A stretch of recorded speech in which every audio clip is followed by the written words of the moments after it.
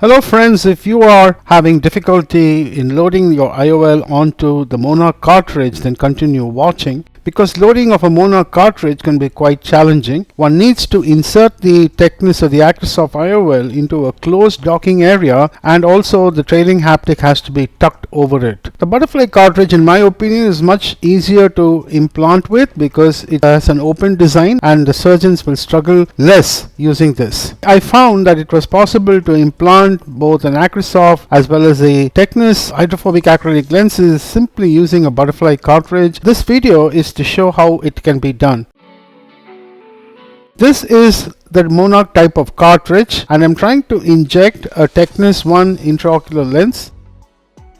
You see that this is a closed cartridge system, therefore the IOL has to be fed into the closed cavity in a drawer-like fashion.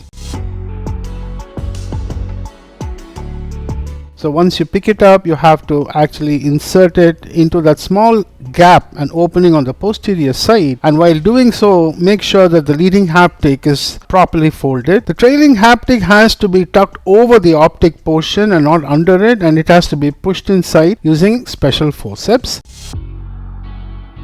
In this particular case, the haptic has not been folded properly. It comes out more or less in a straight fashion. This is bent and the IOL is injected successfully. However, I had a slight amount of difficulty while performing the whole maneuver. Now this is a second case, which is a toric IOL, and instead of choosing a Monarch cartridge, I'm using a butterfly cartridge to see if it can be done. This is a standard butterfly cartridge that comes from the indigenous hydrophobic acrylic intraocular lens insertions. This is a toric Technis 1 intraocular lens that's being loaded like any regular hydrophobic acrylic lens. Because of the open design of the butterfly cartridge, you can now nicely flex the leading haptic and feed it into the barrel. The trailing haptic is also nicely flexed and put inside the loading dock.